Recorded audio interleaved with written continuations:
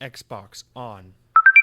Welcome to Xbox On, a podcast with one host about one console, Xbox. I'm said host Jesse DeRosa, and on today's episode, we'll be talking about the latest Xbox news for the week of October 3rd, 2024, including a new rumor suggests that Blizzard could be making a new shooter set in the StarCraft universe. Xbox had a couple of interesting announcements at Tokyo Game Show last week. Does Red Robbin actually make a good cheeseburger? And more.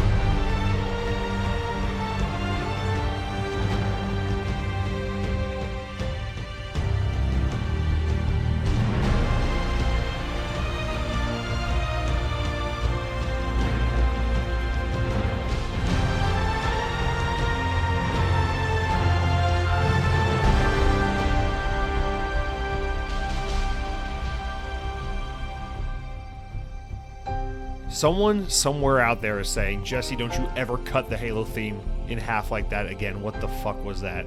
Sorry to that guy. Anyway, on this week in gaming history, I can't ever get that right. On this week in this back in history, this week not last year, in sometime in history, in the year 2007, which was 17 years ago, in Xbox history, Spider-Man Friend or Foe was released on the Xbox 360. I actually never played this game on Xbox. I played it on two platforms. I played on PSP and Nintendo Wii.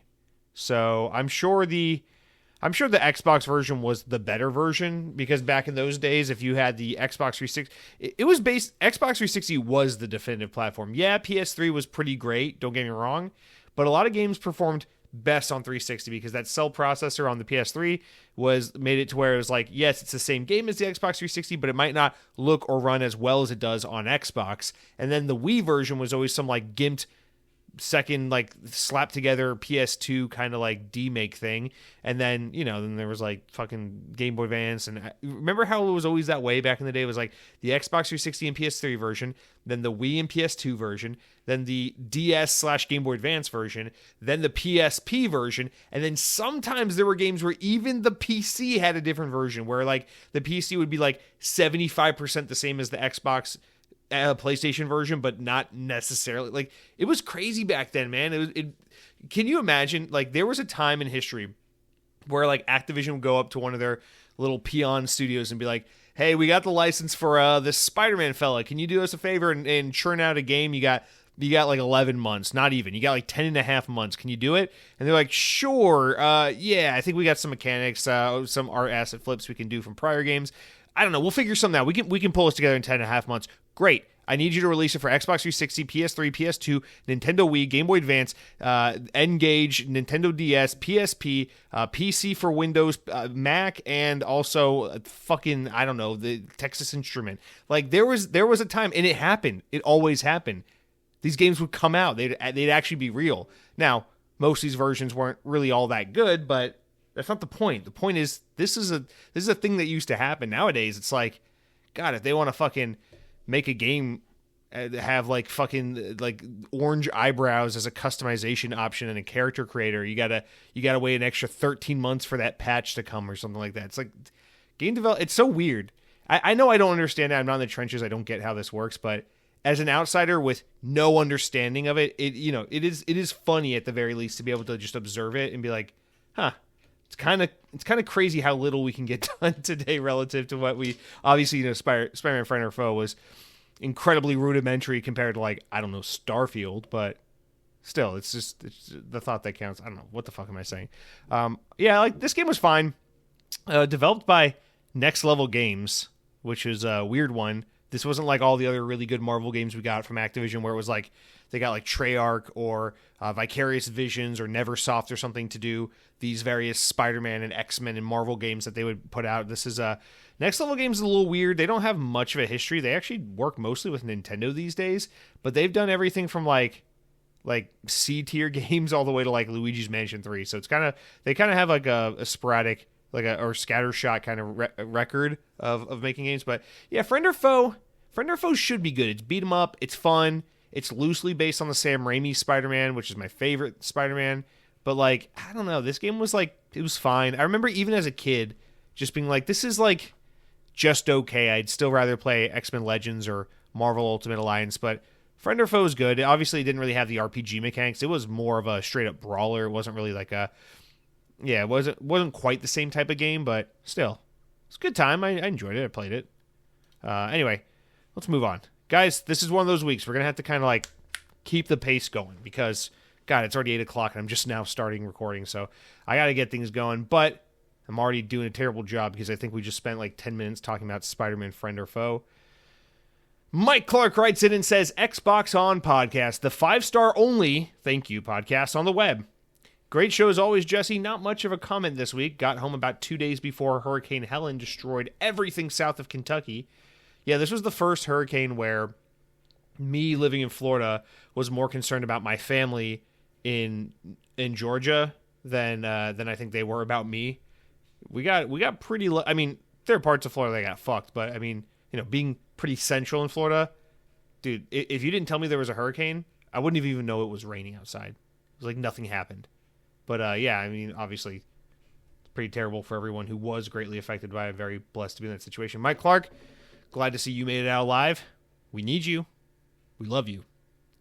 Guys, let's start out this podcast with our notable game releases of the week. We got one here that's definitely worth talking about. It's here, baby. Starfield Shattered Spaces. And hey, with Avowed being delayed into 2025, this is the most like exciting RPG type experience coming out this year as far as I'm concerned. So I'm really excited for this. It seems like early impressions are, dude, what did I fucking tell you? Somebody timestamp it, backtrack it, clip it, put it on Twitter, put it on 4chan, put it on 9chan, put it on your 9chins, you fat fuck. Listen, I know I said it 1 or 2 weeks ago. I have a feeling Starfield Shattered Spaces is going to be that beginning of the conversation flip where some fucking YouTuber who has a lot of influence is going to go out there and be like, all right, guys, now it's time to start liking Starfield. Last year, Starfield was broke and woke, and we hated it. This year, Starfield is cool because we're fucking retarded. And that's what's going to happen. And right I was. The overwhelming reaction to this DLC is, wow, this is pretty fucking great. Aside from that little snafu, the launch day where it was giving some people are having error messages and trouble trying to load up the game. Whatever. That was fixed quickly. Doesn't matter. The game works, and people love it. Fuck you, dude. I knew I was right. But no, joking aside, silliness aside, silly reaction aside, I am very much looking forward to this. This is my weekend plan, so I'm still working on Marvel Midnight Suns, which we'll get to in what I've been playing. But yeah, I knew it was a bad idea to start that game because I want to jump into Shattered Space. So, and these are like two terrible games to juggle. You could play like, you could be like, oh, I'm playing Forza Secondary. I'm playing through Alan Wake for the first time. But, I'm taking breaks. I'm playing a couple hours at a time. Then I take a break and I play Forza. It's like, okay, a little racing, open world, kind of checkbox, fun, fuck around, kind of palate cleanser to complement your single-player, narrative-driven, story-heavy game. But this is a terrible complement. This Starfield with Marvel Midnight Suns, it's two big RPGs just crammed up right against each other. And I'm going to try to do something really stupid and juggle these two games, but I'm just too excited to not do it. I need to play Shattered Space. I've been itching to get back to Starfield. Obviously, this is the perfect opportunity, and from what I can tell, this stuff looks great. And I've stopped watching after the most recent few trailers. I'm very much looking forward to this. So there's that. Predator Hunting Grounds comes to Xbox. It's actually out as of the time you're listening to this podcast.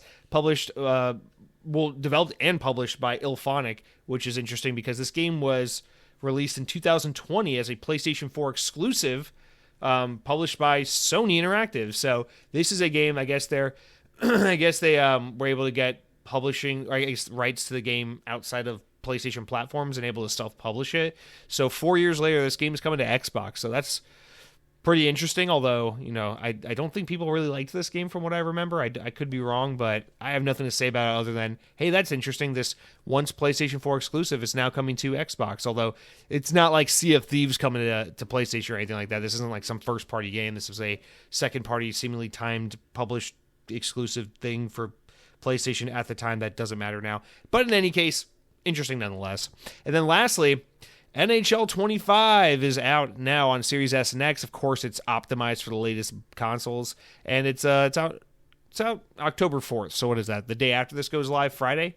NHL 25. I have no fucking interest in this video game whatsoever, but I will say, next Tuesday, I'm very much looking forward to hockey coming back. Preseason's over. We get into the regular swing of things. I want to see these. I want to see these Utah. The Utah. What is it? The Utah hockey fucking club. What a fucking stupid name. Obviously, it's not their permanent name. I know. They better pick a cool one, man. I missed my Coyotes. I watched them for one season and they disbanded. But anyway, I'm excited for hockey to come back, so that's cool.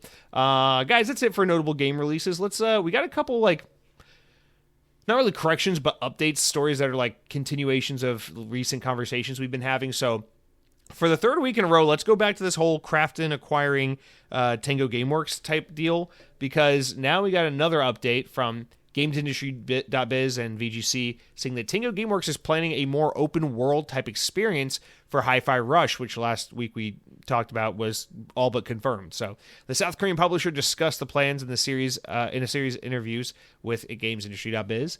Krafton head of corporate development Maria Park said that Tango was working on a 6-month-old build of Hi-Fi Rush 2 when the companies first met. Although the sequel is currently on hold until Microsoft has fully transferred all of the related assets to the new owner, they say the following quote: "They want to make sure it surpasses the expectations for existing fans." This is what Maria Park said in regards to the sequel. She goes, "For instance, some of the feedback about Hi-Fi Rush was that some people felt it was just going through factories. So now we want to give people more of an open world type experience. Boo. I don't think this is going to be completely open world. Yay. But a more dynamic environment that you'll play in. Also having more advanced technology applied to the rhythm action so that it feels more synchronized." So I don't need them to do anything fancy. I just need more of the same. Although, honestly, if I'm being honest, hot take? Oh, yeah. Also, this is an interesting tidbit. Park also said that the original Hi-Fi Rush could receive more DLC in the future and come to additional platforms like, I don't know, Nintendo Switch. So maybe it could be like a launch game for Switch 2 that comes out next year. I don't know. That'd be a good one, right? Hot take. I love Hi-Fi Rush. I'm so glad that game exists. I don't need a sequel to it. I feel like that is a game that works perfectly as this like really special one-off. Is a really unique idea, a really fun experience. I don't think that there's that much more you need to explore with it. You could just move on and do something different now. That's maybe a hot take. I don't know. I don't feel like everything necessitates a sequel.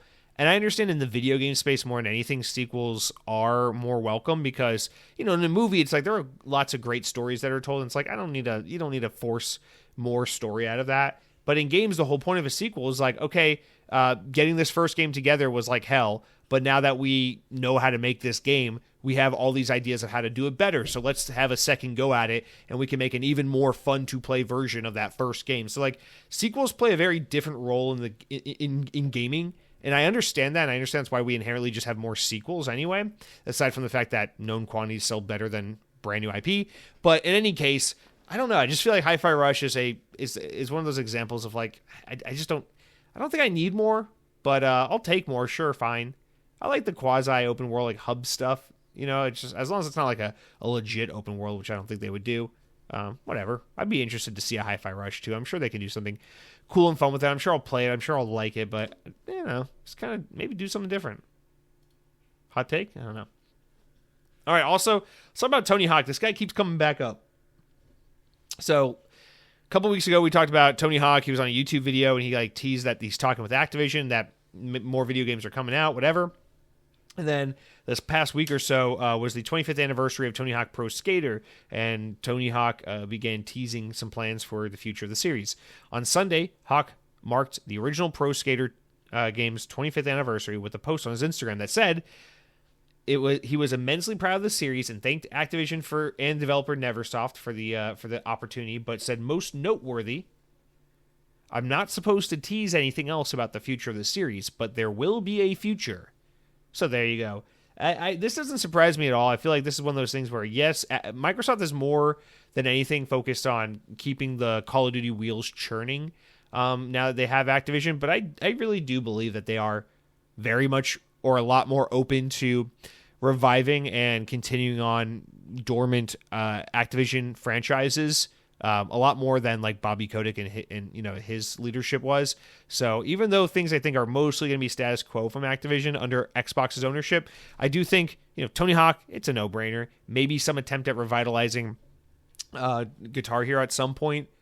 It's a no-brainer, right? Something like that's going to happen. What I want to see and we see rumors about it all the time. The thing I want the most, and Tony Hawk's up there, so don't get me wrong, I'm grateful for it.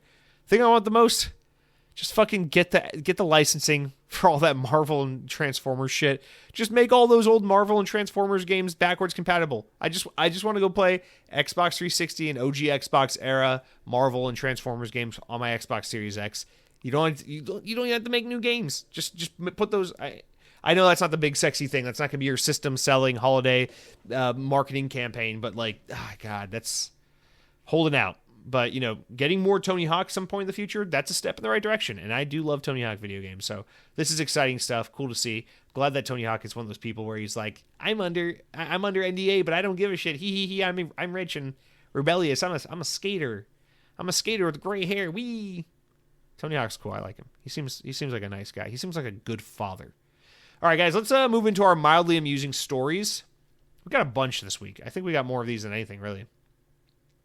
Phil Spencer at Tokyo Game Show. I'm going to be honest. Let me just read this quote. I saw this quote making the rounds. People like really getting off on this quote. Phil Spencer said during Tokyo Game Show, it was so weird. I woke up at fucking, 4:45 a.m. whenever time I get up for work. And I just did that, fuck my life. It's so early in the morning. Why am I awake? And then like just kind of waddled into the bathroom, like brush my teeth and start getting ready for the day. And I just look at my phone as I'm brushing my teeth. It's like 4:52 a.m. or some shit like that. And I'm like, oh, look, Xbox is live right now on YouTube. Oh, yeah, it's Tokyo Game Show because it's like not 4 in the fucking morning in Tokyo right now. I'm like brushing my teeth, scrubbing back and forth. And Phil Spencer says the following quote: "We're continuing to see growth in the region of Asia. This year, more people are playing with Xbox across all devices in Asia than ever before. And we've seen the largest number of Xbox console players in that region to date." And I watched him say that in like a fucking groggy morning haze. As I brushed my teeth and thought to myself, that means fucking nothing. Who gives a shit? All that means is that in Korea and fucking places where they have PC gaming and mobile gaming, and it's more prominent, they got like a decent number of people who have subscribed to Game Pass for PC or Game Pass so they can get cloud streaming on their mobile device or something like that. It's like, people aren't buying Xboxes in Asia. This doesn't mean anything. People aren't engaged with Xbox. Just a couple people got PC Game Pass or some shit. Like, this is just fucking lip service. It means nothing. I don't know. It's like, I'm not trying to be like a downer or a dick. It's just like, I saw a lot of people like, whoa, what an interesting, compelling fact from Phil Spencer. And it's like, I don't know. Does this really matter? Is anybody surprised? It's like players in Japan went from 4 to 12 because there's a couple people with PCs that want to play Starfield. It's like, yeah, cool. I don't know. I felt like Xbox being at Tokyo Game Show this year, well, I always feel this way, but this year, in addition, was like, it was more or less like, there's a couple tidbits, but like, nothing super interesting. Wasn't really impressed. Nor do I think this is really the place to do that kind of impressive showcase, but I don't know. There's not a whole lot to talk about from Tokyo Game Show and Xbox, although there will be a couple times it comes up, and I'll make note when they do. But yeah, I just want to draw attention to that quote, I guess, because I feel like it has to be noted. Because everyone's talking about it, but at the same time, like, I don't know, it's like, I don't know. Since I got diarrhea, bowel movements in my toilet bowl are up 70% year over year. It's like, fucking, who cares? What are we talking about? Anyway, here is something that happened at TGS, though, that is interesting. It isn't like, yeah, whatever. And that is that 2 classic StarCraft PC games are coming to Xbox Game Pass. Woo! StarCraft Remastered and StarCraft 2 Campaign Collection are both coming to PC Game Pass and Game Pass Ultimate on November 5th. The original StarCraft and the multiplayer section of StarCraft 2 are already free to play, but the remasters of the first game is $15, and the campaign mode for the second game is $40. So there you go, a little value there for your subscription. First time StarCraft is coming into the Game Pass subscription. Some more of that Activision Blizzard content coming into Game Pass. Good shit. I like StarCraft a lot. And we'll talk about StarCraft later. StarCraft is one of those things where it's like, I like it. I don't really play it, but I have an appreciation for the IP, and I feel like this is a really ripe IP that they could do something truly great with. It blows my mind sometimes to think about games like StarCraft and think that the same company that made StarCraft 2 is also the same company that made the Monkey Gorilla OnlyFans fucking shooter that people love so much. And it's like, I don't know. That's like if that's like if Tom Selleck was also the Columbine shooter. It's like, how? How are you both of these things at the same time? Well, anyway, but we'll get back to StarCraft. So that's a cool little get for Game Pass for PC players. Obviously, this isn't on console, so don't get your hopes up there. But some RTS classics. I love the RTS genre. Although, if I'm being honest, I have very, very limited experience with StarCraft. I've played a lot more Warcraft 2 and 3 than I've played StarCraft. Mostly Warcraft 3. So a little bit of a blindside, or a little bit of a just like a kind of what is the fucking phrase? I don't know. But anyway, a blind spot in my fucking backlog. I don't know what you want to call it. But in any case, isn't that weird? It's like I'm always talking about how I love sci-fi and I hate like medieval fantasy shit. But when it comes to StarCraft versus Warcraft, I have the exact opposite experience. I think that just has to do with which game I had easier access to as a child. But whatever. Let's move on. We'll come back to StarCraft in a much more exciting fashion later in the news. So for now, let's talk about some sad news. So this isn't directly Xbox related, but it should be / at one point would have been. Let's see. From VGC, Microsoft has confirmed it's discontinuing HoloLens, its mixed reality headset initiative. The company told Upload VR that HoloLens 2 production has officially ended, meaning that now is the last time to buy the hardware before it runs out of stock. HoloLens 2, for reference, launched in 2019 at the price of $3,500, and it will receive updates to address critical security and software issues until December 31st, 2027. So if you invest in one now, you still got a couple years of security updates and all that good stuff. But after that point in time, they will cease support entirely. Yes, fans of Zune and Windows Phone and whatnot are probably very familiar with this kind of announcement. So this isn't the first time, but won't be the last, that's for sure. Software support, hey, it might be Xbox pretty soon, who knows. Software support for the original HoloLens headset, which launched in 2016, will end at the end of this year on December 10th. Microsoft told Upload VR that it's still fully committed to the deal. I love this so much. I fucking love this. Microsoft told Upload VR it's still fully committed to a deal to sell the U.S. Army augmented reality headsets based on HoloLens and backed by Azure Cloud Computer Services. I love that so much.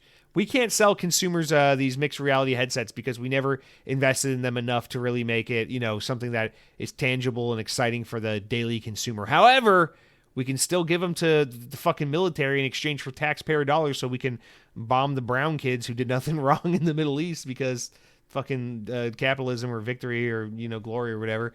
That's so fucking cool. I love that. That's so awesome. My favorite thing about HoloLens will forever be the legacy that it was like, this what a fucking tortured project. It was first shown off at E3 on Xbox's stage. I want to say it was in 2015, maybe 14, but I think 15. Remember it? They had like Minecraft on a table and they did like the HoloLens demo where it was like, ooh, we're interacting with Minecraft on this table. And then there was like the pictures and the little snippets of like, those fucking badass Halo 5 snippets where it was like a guy would be playing Xbox in his living room, but then like the HoloLens could like simulate like a more like make his living room or his gaming den or whatever look like it's within the map of Halo. So it's almost like VR, the mixed reality. It's like what you see on the screen is the game, and what you see around you in the real world looks like it complements what's on the screen. I fucking love it. I remember being like, that's so cool. And then HoloLens ended up being absolutely nothing for consumers, and its video game application never came to fruition, and then the headset kind of just came out. And really the only big thing that ever really happened with HoloLens, aside from being an enthusiast device, was, it had a slight impact, I guess, in like the medical industry. Like, they pushed it in that direction. But really, it had a little bit of like an education sector kind of success for a little while. But really, what made HoloLens stick around as long as it did was that they were able to sign a huge contract with the U.S. military back in like 2017 or something like that. It was forever ago. And they sold a shit ton of these things to the military for like training purposes. So that's just so fucking cool. That's the legacy. And what makes it all the more sad is I think the guy who originally created HoloLens, he like died tragically in a car crash in 2015 or 2016. Like it was like shortly before HoloLens even came out. So he died right before he got to see his baby hit the market and become this actual product people could get their hands on. And all it ever really amounted to was a fucking tool to help fucking siphon money from the American people, avoid homelessness and the housing crisis, and just funnel money into endless wars in the Middle East. That's so fucking cool. I would be so proud of myself if that was my my crowning achievement before I died catastrophically in a car accident. Like that's actually fucking tragic. But anyway, that's one way to paint it. Another way to paint it is HoloLens 2, by those few that actually got to interact with it, was apparently a pretty cool device. It's too bad that we never got to see its application in gaming. It's obvious that they really wanted this to be a serious device for education, for medical, for militaristic purposes. And that's kind of what it mostly did while it was around and when it was mildly successful. But I don't know, man. Like I'm the video game guy. I want to see the video games get cooler. I like gimmicks. I was a fan of Wii. I don't think it's stupid that PlayStation does VR. I think it's kind of cool that they do VR. So I'm always up for like gimmicky new techie things in gaming, and if anything, it kind of bums me out that Xbox is really the brand that shies away from these kinds of initiatives the most, really. Aside from Kinect, that's it for Xbox. They've really never tried anything, and as much as Kinect 1 wasn't great, Kinect 2.0, the Xbox One version of Kinect, was actually pretty fucking awesome. Longtime listeners of the podcast have heard me say it before, but I will say it again. If you think I'm going to be one of those Xbox guys, it's like, I don't know what they were doing in 2013. They had their marbles loose. No. Launch era Xbox One was fucking awesome. My biggest regret or miss of that whole generation is that Xbox didn't say fuck you to consumers and double down on their vision, because I actually think what they were originally doing with Xbox One was significantly more interesting than Game Pass. It was significantly more interesting than games. I thought, obviously it's funny to make the jokes about like the memes and the TV, Halo, football, whatever. I get that. But dude, people who were there, launch era Xbox One, those were good days. It was creative, it was innovative, it was unique, it was exciting. I love those days, man. And it's too bad HoloLens never got to really cross paths with Xbox, aside from a couple concepts that never really happened or never really evolved from there. But anyway, rest in peace, HoloLens. You're going up to heaven along with Windows Phone and Zune. Tell them I said hi when you get there, and that I hope to see them one day. If you see a Lumia 1520, just let it know, yes, Jesse is flirting around with various Samsung devices. He's currently rocking a Samsung Galaxy Z Flip 6, and while he enjoys it and he thinks the novelty of flipping a phone is fun and it recaptures a special magic that's been long gone, it still means nothing to him compared to you. Just know that any phone I touch for the rest of my life is just an inadequate second wife that will never replace the first one, who died tragically of breast cancer at the age of 47. And it's just the truth. It's just the truth. So HoloLens, rest in peace. Oh yeah, this one's here too. So that one's like only kind of like halfway into Xbox territory, and this one's kind of similar, and just in that this guy hasn't really been involved with Xbox for a long ass time. But here we go anyway. Go through it quick. From VGC, Xbox co-founder Jay Allard has joined Amazon as VP of Devices and Services. Now, hang on a second. So it's part of the Amazon business that's responsible for Alexa voice assistant, Echo devices, Ring, Kindle, Fire TV, and Luna cloud gaming services, among other products and initiatives. Here's the interesting thing, though. So Amazon confirms to GeekWire that Allard has joined and will reportedly be working underneath former Microsoft Chief Product Officer Panos Panay, who joined Amazon last year to lead its devices and services team. Allard also told The Verge that it was too early to have anything to say about what he'll be working on, but he did say he has new ideas. He helped, for historical reference, he helped ship 40 products at Microsoft, where he worked from 1991 all the way up to 2010, including, here comes again, the Zune portable media player. So clearly this guy has a very large penis, because he helped make Zune and Xbox. So I mean, just fucking, this man never found underwear that were comfortable to wear. That is clear as day for me. But also as Chief Experience Officer and Chief Technological Officer of the company's Entertainment and Device Division, he co-founded Xbox, Xbox Live Arcade, and Xbox 360. So, oh my God, would you look at the size of this man's penis. Xbox Live and Xbox 360 and Xbox Live Arcade and Zune. Oh my fucking God. His wife must have to fucking put a bag over his head when they go to Costco, because the ladies be looking at this man. He's got the crotch that you wouldn't fucking believe. But he's over at Amazon with Panos Panay, who's also a huge, big, you-know-what motherfucker, because that's the father of Surface. That's the guy who was doing all the interesting stuff at Microsoft before a few years ago, when Satya Nadella said, you know what? fuck interesting. Game Pass is gay. Let's go buy Activision. Windows 11 looks like Mac, and now we don't do anything interesting. And also that folding dual screen device we had, that phone, fuck that. That's dumb. Go buy a Samsung, and that's where we are today. It's just so weird that some of these most interesting people from Microsoft's history, they're all like Amazon's poaching them all. And obviously this guy hasn't been with Xbox or hasn't been with Microsoft for quite a while. He hasn't been there for 14 years. So it's not like Amazon is going to Microsoft and poaching people, but it does seem like maybe these guys were hand selected. I mean, obviously Panos Panay was hand selected. Dude, it's just so interesting. Like I have Ring home security at my house, and then I have a little like Alexa device just to be like, hey Alexa, arm the alarm. Hey Alexa, what's the weather like? Hey Alexa, play fucking Mexican mariachi music because I'm making tacos in the kitchen, like that kind of thing. And then, yeah, but it's like the funny thing about it is it's like, listen, we all like Amazon. It's good for shopping and putting small businesses out of their misery. But like, I don't know, man. Like Alexa, Ring, Kindle. Like, oh, I have a Kindle, a Kindle Paperwhite. I love that. I actually fucking love my Kindle. I won't speak ill of Kindle. I fucking love Kindle. But like, I don't know. It's like these aren't like really flashy, sexy, fun devices. Like, what is the guy who co-founded Xbox and the creator of Surface gonna do to the Ring home alarm system that's gonna like make it hype and exciting? It's like, I don't like, isn't this like an underutilization of y'all's like skills and expertise to be like, hey, Panos Panay, you know how you made that one fucking laptop where you could rip the fucking screen off and then it became a tablet and then you could put it back onto the fucking keyboard and then it got a GPU and it was fucking awesome and no one bought it because people are stupid and don't deserve computers? Remember that? And he's like, yeah, I remember that. I announced in 2015, the same year Halo 5 came out for the Xbox One, which was also criminally underrated. And they're like, exactly. Well, can you make like the Ring alarm look prettier or something? Can you make it like beep a different beep when people come into the house?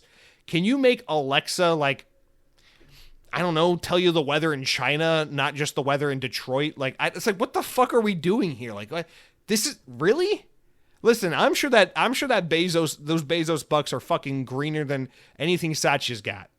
I'm sure because Amazon is aggressive and hungry and they always want to grow in new markets. And Microsoft is like, we sell computers to businesses. Fuck you. So I get that it's like Amazon's probably being a lot more aggressive and trying to expand. And I know why a lot of these kinds of people have left Microsoft in recent history is because Microsoft is getting fucking lamer and more boring day by day because they're just really deep. They're just super balls deep in services and things like that. And they're not really, Teams, Azure, Windows, Game Pass. It's like, fucking boring. I want to kill myself. But they're not really big on like Xbox, Windows Phone, Zune, fucking anything interesting. So I get it. It's like people who had that passion and brought all that interesting shit to the table are now starting to maybe jump ship and go wherever, and Amazon, what big tech company is close to Microsoft? Well, it's Amazon. I mean, that's what Seattle, Washington, the greater, Redmond, fucking the Washington, state of Washington. It's all Amazon and Microsoft out there. Maybe if they were a little further south, they'd be fighting with the Googles and the Apples of the world in California, but they're a little further north. They're in the fucking Pacific Northwest. They're in the same. Do you know Xbox and Amazon exist in the same exact setting as Halo Infinite? The Pacific Northwest, but they don't get grappling hooks. So I get it. It's like, who are you going to, if you leave Microsoft, who are you going to go to? Amazon. If you leave Amazon, who are you going to go to? I don't know, probably Microsoft, or Starbucks, maybe you just become a barista and take life easy for the rest of your days. I don't fucking know, but it just, interesting, cool. Congrats. I'm excited to see maybe if my fucking Echo Dot, device becomes sleeker and sexier. Maybe I can get a dual folding Kindle or like a Amazon Fire TV that actually lights on fire. I don't fucking know, but it's like, what would we in Luna cloud gaming? I don't care. No one cares. So whatever. Good for you, Jay Allard. Go on to do whatever you want. Best luck. All right. So Hideo Kojima, this is another one. So we had a Phil Spencer quote that's like, I don't know what the fuck you want me to say about this. And now we got a Hideo Kojima quote that is in a similar vein. So from purexbox.com, this is in regards to OD, which is the upcoming Hideo Kojima project in conjunction with Jordan Peele. That's been announced for Xbox for a long time now, that we're just kind of waiting, just kind of something's happening, you know? But anyway, so there was an interview with Variety, and Hideo Kojima was talking about Hideo Kojima type things, and there was a quote where he goes, quote, I wanted to do something, and this is in regards to OD, I wanted to do something new that wasn't Death Stranding, so I teamed up with Microsoft to create OD. This is a game, but it's a game like no other. I can't go into too much detail, and that's hard to explain, but it's a big, risky, and new challenge for me with the realm of games. So he basically said the things we already knew about this game. It's different. They can't say anything about it, but it's different. Okay, thanks, Hideo Kojima. Bye. Bye. Go back to fucking watching Hollywood movies and being a fucking icon for making weird anime shit. You fucking weeaboo. Fucking asshole weeaboo. Motherfucker. Hideo Kojima's... No, I can talk about Hideo Kojima like that because we're boys. We go back way when, and yeah, he knows me. He knows my wife, so it's okay. I can talk about him like that. So anyway, lastly, Threads. Oh, yeah. So just wanted to throw this one out there. Another game shown at Tokyo Game Show that it just seems like a lot of people are like, ooh, that game looks really cool. So Humble Games introduced a new JRPG called Threads of Time. The little synopsis for the game says, embark on a journey through time, gather a party of charismatic heroes from across ages, and uncover plots that threaten to unravel the past, present, and future. Step into a vibrant world powered by Unreal Engine 5, meeting loving, handcrafted 2D characters, and experience a timeless charm of pixel art as you explore through the ages. Threads of Time captures the essence of your favorite retro RPGs, wrapped up in an immersive adventure. A lot of people are saying, oh, this is kind of like Sea of Stars. Oh, this is kind of like that other Japanese role-playing game. Like, I don't know, old school Final Fantasy. In any case, the game does look really pretty. It has like a really nice art style. It has kind of like that weird, fancy lighting style thing that like games like, what's that game called?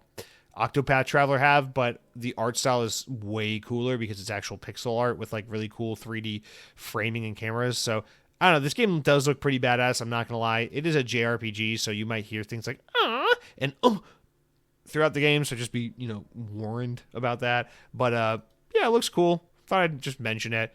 Probably not something I'm going to play because it doesn't have Halo or guns, but it does look pretty cool, and I just wanted to shout that out. It's coming to Xbox and PC. No release date was announced. Isn't that cool? But, yeah, that's it for our opening news stories. You guys, told you, we got to keep it at a pace here. So we're going to get into the main news. But first, I'm going to tell you about the games I've been playing this week, which I am excited to talk about because I'm not traveling. I'm not fucking doing anything. All I'm doing is going to fucking Busch Gardens to go to Hollow Scream on Saturday nights. But aside from that, I'm clearing my calendar. I said, fuck you, yard. I'm not going to mow you. I said, fuck you, work. I'm not going to do you. I'm going to play video games. But we'll talk about that in just a second because before I can tell you about the games I've been playing, oh boy, I've been playing some video games. I got to tell you first about what it is I've been eating. So, picture this. It's Friday night and you said, fuck no, I'm not going to cook dinner. Fuck no, I'm not going to count my calories and think about fat content and take care of my body at all. You say, I just survived a hurricane that really didn't even impact the part of town I live in, and I need to celebrate my existence, my mere mortality by indulging in a cheeseburger. I said to my girlfriend, what sounds good? I said, what sounds good / affordable? And she said, a cheeseburger. I said, oh, okay, you thinking like you want me to pick up McDonald's on the way home? She said, no, I could go out for a cheeseburger. I was like, we don't normally do that. That's kind of different for us. Like, we don't really go to restaurants with the intention of sitting down and ordering a cheeseburger. So I said, when in Rome, let's go to a restaurant that specializes in cheeseburgers. And there just so happens to be this Red Robbin that is like 6 minutes from our house. Like, it's right down the road. And the thing is, we've joked about it in all the time we've lived here in Florida because we've driven past this thing almost daily for like the whole 5 fucking years we've lived here. And I always make the comment, I'll never eat there. I'll never fucking eat there. Because it's like, it's funny because it's like near it, there's a Panera Bread. I love Panera Bread. There's a Chili's. I love Chili's. There's a Miller's Ale House, which if you live in Florida, you know what Miller's Ale House is. It's just a fucking sports bar where nothing has fewer than 14,000 calories in it, but it's pretty good. It's a pretty good sports bar if you like that kind of shit. But it's we always joke. It's like Miller's, fuck yeah, there's a time and place. Chili's, I unironically, genuinely enjoy Chili's, so Chili's is cool. Panera Bread, I fucking love Panera Bread. And then right next to all of that is Red Robbin. And we always joke because the Red Robbin has like 0 cars parked in it. All the other restaurants are always busy. Who the fuck goes to Red Robbin? One time I looked at their menu, I was like, these motherfuckers think they can charge $16, sometimes $18 for a fucking burger and fries? No thanks. But We were feeling spicy. We were feeling crazy. So we went to the Red Robbin. I said, let's just fucking try it. I haven't had Red Robbin since I was probably 13 years old. All I remember about it is that the burger was okay, the french fries are hot garbage, and the atmosphere makes me want to cry. And we went there, and the atmosphere was cute because the staff put a bunch of Halloween decorations up, so it was actually pretty cute. But, so we sit down, and I gotta say, my immediate interpretation is like, I'm gonna feel like shit when we leave here, but I'm gonna go all out. I'm gonna give it a real college try, you know? So I said, honey, get a milkshake. I'm gonna get fucking pretzel bites as an appetizer. We're gonna go hardcore. Beer, cheese, and pretzel bites, cheeseburger. Got the burger with the fucking onion. A lot of burgers have onions, idiot. I got the burger with a fried egg on it, the Royal burger, the Royale burger. Wasn't expecting much. This burger was fucking good. It was very good. Very, very, very good. I give it a whole thumbs up, you know, before I get fucking diabetes and my left arm stops working from the heart attack. But it was good. French fries, they are just as mediocre as I remember them being. They're forgettable as hell. But pretzel bites with beer cheese, fatty and delicious. Cheeseburger with a fried egg on top. Hell yeah, that was good shit. The milkshake that I would never have ordered, but my girlfriend wanted, really fucking good. Really good milkshake. So Red Robbin, I gotta say, I was not familiar with your game. You are good. I enjoy you. Now, your french fries do suck. I do kind of think your pricing is ridiculous for what you are, but I get it. If you're specializing primarily in burgers and you're a sit-down restaurant, you got to have a price tag to kind of justify being a sit-down restaurant. Now, that being said, if you're going to charge 16, 18, I think there's a burger on that menu that's $20. What the fuck? Well, then you got to have the quality to match. And I got to say, I feel like, you know, for my burger was like $16.30 or something like that. Would I get it again anytime soon? Fuck no. I'd rather go to Chili's. It's cheaper and better. But was that a really good burger for $16? Actually, it was. You know, you don't go to Chili's for the burger. When you go to Chili's, you get the fucking chips and salsa. You get some sliders, some of those chicken zinger things they got going on. You get everything's good there. But you get a hodgepodge of like bar food, right? But if I'm going for just a burger and someone says, let's go to Red Robbin, which I can promise you will never happen to me in my life. No one will ever look at me in earnest and say, Jesse, let's go to Red Robbin. So I feel pretty fucking confident saying that. But if that were to happen, hypothetically, I would say, yeah, sure, I'm down. Red Robbin. Solid 3.5 out of 5. Pretty good. Pretty fucking good. You know what you are better than? You're better than Demon Souls, Dark Souls, Bloodborne, Ninja Blade, Sekiro, Wukong, Wendy Wu, Homecoming Warrior, all the fucking Souls-like games. So Red Robbin, fuck you. Now, on to what I've been playing. There's a burger in my belly. I'm fat as shit. I don't even fit my skinny jeans anymore. So what am I going to go home and play to work this off? Well, I wanted to play Midnight Suns, but I felt this obligation to finish a Kimbot. It's like, how the hell have I still been working on this game for almost a full month? It's like an 8-hour Ratchet and Clank indie knockoff. Let's just fucking do this already. So Saturday morning, just fucking plowed through the latter 4 hours of this game. I just grinded through it. I gotta say, here are my final thoughts on the Kimbot. This game has so much potential. Their prior effort, this team's prior effort was Pumpkin Jack, which I've raved and raved about on this podcast in the past, and I still love that game. But a Kimbot, if Pumpkin Jack is like an 8 out of 10, a Kimbot, you're like maybe a 6. It's not great. It's not bad, but it's not great. The opening was really bad and slow, but then by the time you get like on the second, third level, the game's really, really fun for a couple levels. But then it kind of drags a bit again. And the problem with this game is it's like the core gameplay is actually pretty solid. It's a pretty solid Ratchet and Clank knockoff. Like the movement feels great. The jumping feels great. All the rest. But the shooting is like kind of You get like your primary machine gun type weapon. And it's like pretty much the only gun you use. And then you get all these special weapons that are never really satisfying to use and never really have enough ammo. And then you get this minigun kind of too late in the game that's like really good to use. But like, where was this earlier?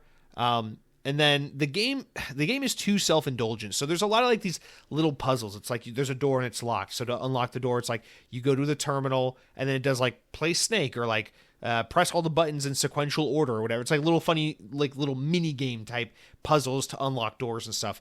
And the game gets like really indulgent in that stuff. But then as it progresses, it gets way more indulgent. There's like levels where it's space combat. It's like, okay, now you're in a spaceship and you're like shooting other, it's like an on rails little space shooter. It's like, okay, that sounds really fun. But then like that level should be maybe 10, 15 minutes, but it'll drag for like 30 minutes. And then there's like a boss battle where it just drags, like the waiting to attack, it just drags. And then there's like these like little fucking cute chibi fucking battle pixel art scenes towards certain boss battles where it's like, okay, that's a cute idea, and then it just drags. And then there's like a chase scene where it's like a warthog chase scene from Halo 3 where you have to race one of the bad guys, and it's like, okay, that's cool, but then it drags, and they do it too long. It's like there's a few levels too many, and then some of the unique ideas like space combat or racing or whatever, they're like fun ideas for like a 5 to 15 minute little bite-sized experience, but they just make it last too long. And the problem with this game is someone needs to walk into the studio when they're making games and go, we need to trim the fat here. We need to make this 10-hour game a 6-hour game, because we have a lot of great ideas here, but we're just stretching everything too far for no reason. And that's kind of my gripe with the Kimbots. It's like, it's fun, but then it just kind of overstays its welcome. And then on top of that, I hate the voice actors, I hate the story, I hate the characters. It all sucks. Actually, the story's fine. The story's fun. But the characters and the voice acting and the writing suck. It's never funny. The game's supposed to be funny, and it is never funny. Also, the environments are kind of bland. Everything just kind of looks like Pumpkin Jack, but it's supposed to be like a space sci-fi game. So that's a little weird. It just has like this kind of like glossy, poly, basic look to the environments, where everything, whether you're on the beach or you're in a lava place or in a fucking icy level, they all kind of look like the same level because of the color palette just being so fucking smushy and neutral. I don't know, it's kind of weird. But, those things aside, the basic movement is fun. The levels are fun. The gameplay is pretty much there. It feels like a very competent Ratchet & Clank knockoff, if you're a fan of those kinds of games. And for $20, the value you get with this game, your 8 to 10 hours, I think that's pretty good value. The production value, the production quality of the game is pretty high, especially for $20. So I'll say this game does pack a lot of value if you're one of those people that judges a game solely based on the amount of hours you can play it for the amount of dollars spent buying the game. I think a Kimbot's pretty high value. Would I recommend it? Yeah, if you're a big fan of like Ratchet & Clank type games, if you're like me and you really love this shit, yeah, I don't regret spending $20 on it. I'm glad I played it. I'll still probably play this team's next effort because I really want to support these guys and I like these guys. But a Kimbot, a little bit of a hit and miss, which kind of sucks because I really loved the game in its premise, but the execution just wasn't fully there for me. So that's a Kimbot, solid 6 out of 10. Not bad, definitely not great. But then, as soon as I finished a Kimbot, I was like, all right, credits roll, delete that game off my hard drive right now, and then I jumped right into Marvel Midnight Suns. Now, this game is completely different. If you told me 3 weeks ago, Jesse, you're going to play Marvel Midnight Suns, and you're going to like it, I'd say, you're an idiot, and you're going to like it. And lo and behold, here I am. I'm playing Marvel Midnight Suns. Got it for $15. Can't argue about that. $15, pretty fucking great price, and this game is awesome. I like Marvel Midnight Suns a lot. I'm probably only like 5 hours into it, so there's a lot to see. HowLongToBeat.com does say the average run through of just the story content alone is like 40 hours. And I looked on Reddit, and a lot of people on Reddit are like, yeah, it's like maybe 30 to 40 hours. But my first playthrough was 80 hours. My first playthrough was 120 hours. I love it. People fucking all the time in the world. So I'm a little intimidated by the prospect of maybe playing 30, 40, 50 hours of this game. But 5 hours in, I can tell you, if I had a lot more free time and a lot more energy at the end of a day and a lot fewer attractive entertainment options around me, I could easily, oh my God, if middle school Jesse had this game, I could easily pump 60, 70 hours into this game. No problem. But 29-year-old Jesse that's always like in tight competition for free time and things to do with that free time, I want to see this game through the end because I'm invested in it. I very much care about the story and the characters, but it's a big one. But yeah, so I ticked this game all the way down to its like fuck you story mode, so that combat is mostly trivial, but not necessarily. It's still hard enough that I could technically lose a battle if I am totally brainless. But it's not necessarily challenging because I didn't know how I felt about this strategy RPG card-based combat style, so I was like, let me just take it super easy. I just want to really play a Marvel game. I don't really want to get my jollies in a twist over, fucking, my stat buff is 3%, because then you're just playing a Souls game at that point. So I bumped it down to like the easiest difficulty, and I'm just really enjoying the dialogue, how cinematic the game is, how story-driven the game is. It is mostly just dialogue, running around, socializing, cutscenes with battles in between for the most part. And I'll fucking take it. The game is definitely a lot more. It's not a double A game necessarily, but it has double A feel to, I don't know really, technically. It's weird because it's a 2K published game. So we're talking about the guys that have Grand Theft Auto and BioShock. So, big money could go into this. It's made by the guys that make XCOM. So you would think that with the Marvel license, they would have a big budget and they'd make this game as AAA and polished as can possibly be. But this game isn't. It's visually pretty middle of the road / I'd say borderline a little ugly for the standard set by modern gaming.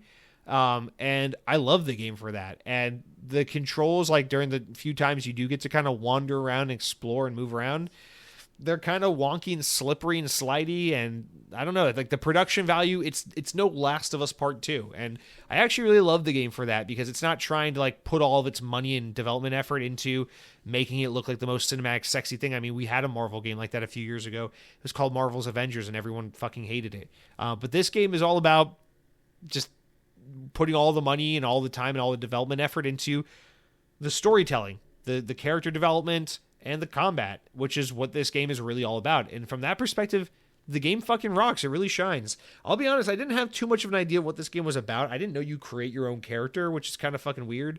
And I'm not really used to, I talked about a few weeks ago how I subscribe to Marvel Unlimited. I've just been kind of on a Marvel kick lately, where I want to consume all things Marvel that are not MCU Disney Marvel. So I've just been just reading a lot of comic books, watching old Marvel cartoons I used to enjoy as a child and things like that. And so playing this, it's really scratching that itch, because it feels totally removed from MCU. It feels like it's not even remotely a callback to anything MCU related, which I really am enjoying.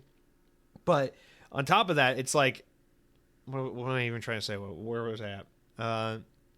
It's really scratching that itch of like, oh, here's Venom and Wolverine and fucking Scarlet Witch and this other character I've never even heard of, because my knowledge doesn't go that deep. And then there's this random hunter character where it's like you create your own version of him, and then necromancers revive him from the dead. I'm like, this feels like fucking medieval fantasy Dungeons and Dragons Marvel shit. Like, what the fuck is this? And everyone's got weird outfits and stuff, and I didn't even know the Midnight Suns were a thing. I don't even know if that's like a story arc in some comic series. I've never heard of it, but it's interesting, and I'm here for it. And I'm really loving this kind of like all-encompassing Marvel story that's on a grand scale. That's just kind of this unique, cartoonishly kind of goofy, but tonally serious, but kind of like visually goofy looking, just kind of B-tier schlock. And I mean that in the most complimentary way. The writing is pretty solid. The voice acting is pretty good. I'm not constantly off-put because they're trying to make Iron Man look like Robert Downey Jr. They're just trying to do their version of Iron Man, their version of Doctor Strange and stuff. And so it's just, I don't know, it's just really fun. It's just kind of hitting that spot. The combat's really simple, really fun. It's funny because really the only other Marvel game I've been able to play the past year or so, because there's just so few Marvel games on Xbox, it's just Marvel Snap on my phone. I play that game from time to time, and it's funny. It's like the only time I play a Marvel game is like this little free-to-play card battling game, and then I plop down real money to play a real video game set in a Marvel universe. And what is it but a card battling game? So obviously very different, much more deep, much more mechanically savvy. It's RPG.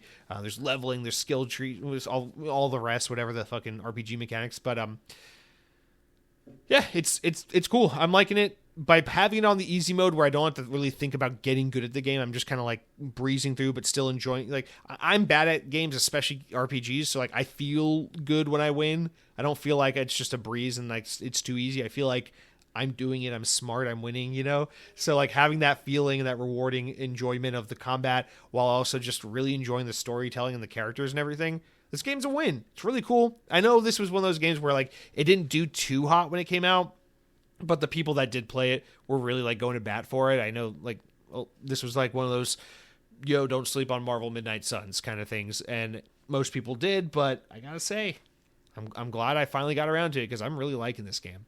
So Kimbot is okay. Marvel Midnight Suns, it's surprisingly great. Starfield Shattered Space, oh baby, you're not safe from me this weekend. I'm gonna slam the door shut when I get home from work. I'm gonna shatter your space, baby. That's what I'm gonna do to you. All right, so that sounds disgusting. Everyone's scarred. And now we're gonna take a quick break and get into the news. All right, so news. Told you we get back to Blizzard. From VGC, Blizzard's currently working on a shooter set in the StarCraft universe. It's claimed. Technically, this isn't this is VGC's write-up, but it's not their story. Anyway, let's get into it. The claim appears in Bloomberg journalist Jason Schreier's new book, Play Nice, The Rise and Fall and Future of Blizzard Entertainment, which will be released on October 8th.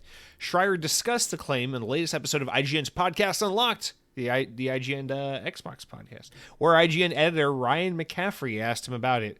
McCaffrey noted that in one section near the end of the book, he states that a team at Blizzard's working on a new game under Dan Hay, the former head of Far Cry series at Ubisoft.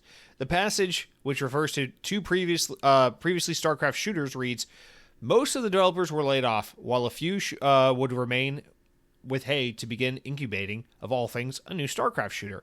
Perhaps after StarCraft Ghosts and Ares, the third time would be the charm. I don't remember Ares, but I remember Ghost. And that one we actually got footage of and everything before it got canceled. Anyway, after reading the passage on the podcast, Microsoft, Ryan McCaffrey asked Jason Schreier, is that a thing that's going on right now? And perhaps if it isn't canceled, if it continues, that we might hear about it at some point? Schreier replied, it's not canceled. I mean, this is Blizzard after all. Their history with StarCraft shooters is not good. Yes, that is a project, as far as I know, it is in development, or at least as of the time I wrote this book, it was in development, which is to say, yes, they are working on a StarCraft shooter. StarCraft is not dead at Blizzard. Schreier went on to say that he didn't write the book to drop a lot of unannounced news, but that the book was designed to tell stories, and that since part of the book mentions two previously canceled projects, Ghost and Ares, the story that Blizzard was attempting a StarCraft shooter for the third time was worth mentioning. He says, quote, I suspect that this is one that will make a lot of headlines. I had a feeling it would. He explained the goal of the book isn't to get a bunch of scoops about upcoming things. That wasn't the purpose of this book at all. It was very much to tell a story and focus on stuff that had happened. But this felt like such an interesting and useful nugget to include because this really shows... all right, this is kind of just a nonsense about Jason Schreier talking about his book. I don't really care about that part, so let's skip that. For context, historical context, VGC puts in here. Dan Hay left Ubisoft in 2021 after a decade at the Montreal studio, where he was credited for overseeing the series during the most prosperous period. It was then that he started in December 2022 as heading up a survival game at Blizzard. But in January of this year, it was announced that the game had been canceled. Codenamed Odyssey is what it was called. Yeah. So we remember that happening earlier in the year. So I remember StarCraft Ares. God, what isn't there? Or no, not Ares. I don't remember Ares. I remember Ghost. Hang on a second. I'm going to pull something up because I'm pretty sure I'm not making this shit up. Okay, that's what I thought. I was like, I'm pretty sure this game was announced for Nintendo GameCube, but I didn't want to sound like a fucking idiot, so I didn't say anything. But yes, it was also PlayStation 2 and OG Xbox, of course. But yeah, military sci-fi stealth action video game developed by Blizzard Entertainment. It was intended to be part of, this is from Wikipedia, it was intended to be part of Blizzard's StarCraft series and was announced in 2002. It was developed by Nihilistic Software for GameCube, Xbox, and PS2. Several delays, blah, blah, blah. Yeah, canceled by 2005. Yeah, so they showed this. I don't remember if it was like shown at like an E3 or what, but I remember there's footage of this game. That's fucking crazy, man. I completely forgot that this game existed. Oh my god, can you imagine a world where we got StarCraft Ghosts? I feel like that would have been so dang cool. Anyway, all right, let's try to move on from that. So, dude, a StarCraft shooter. The unfortunate thing is, like, a StarCraft shooter 15 years ago would have been like this awesome, you know, like what Ghost was supposed to be, like maybe a stealth action shooting video game or something like that. But a StarCraft shooter today, it's an Overwatch clone, right? Like, it's an Overwatch clone. No, I feel like a StarCraft. shooter today. Maybe it's more, I don't know. Do you think maybe they try to do like a Counter-Strike type of thing? I don't know. The thing is, I would welcome a Counter or StarCraft shooter in a heartbeat, but oh man, I really yearn for it to be a single player narrative driven game, like, you know, a first person shooter video game, you know, like with story and campaign and purpose behind it. Obviously, a really compelling multiplayer component, but something more akin to like a proper full-fledged campaign multiplayer shooter that you would see like the Xbox 360, maybe Xbox One days, not like what you get today where it's like, it's $40 and it's just multiplayer and all the characters are super quirky and they all have backstories, and this girl has not jiggly boobs because that's not appropriate anymore, but she has a dog and you can pet the dog because we love dogs and that's normal in video games. So I don't know. I don't want that version of the game. I want to shoot people, and I want there to be a guy named Jason. I want there to be a guy named Jason in StarCraft the shooter for Xbox. So I'm hoping that all happens. Phil Spencer, you guys don't have enough shooters at Xbox. What, Doom? What, Halo? What, are you stupid? We need StarCraft, so let's make it happen. I'm mandating it. I'm making it so. StarCraft shooter would be so good. Sci-fi and Xbox go together like peanut butter and chocolate, man. We got Starfield and Halo and all the good shit. Let's throw StarCraft in the mix. Let's make it exclusive for Xbox, and then 6 months before it comes out, we'll announce it for PlayStation 5 Pro. But yeah, I mean, I hope this happens, man. It'd just be so cool. Like, I understand like making it tactical or stealthy or whatever, but like honestly, just a StarCraft shooter that's maybe more in the vein of something like a Wolfenstein or something. Like, I don't know why I feel like that could be so cool. Dude, think about like how Warhammer has been able to be so successful in video games and branching off in all types of genres and with different aspects and pieces of the Warhammer greater catalog of IP. It's like, can we do a fucking StarCraft? Like, wouldn't that just be so badass? Something that's like something between like a BioShock or a Wolfenstein style game, but set in the StarCraft universe. I would actually release out of my butthole right now for that game. That's how incredibly. I wish I didn't say that, but God, I want that. So that's really it for the big news this week. I got nothing to say about it. I'm just excited about the prospect of that. Like, if we get an Xbox Summer Showcase in a year or two where a StarCraft first-person shooter is announced. Yeah, please. Although that would probably be a few years off. But yeah, please. But the only other story really is just some wrap-up news about Game Pass, some updates, games coming and going. So from Xbox Wire, the following games are coming soon to Xbox Game Pass. So MLB The Show 24 will now be included in Game Pass Standard.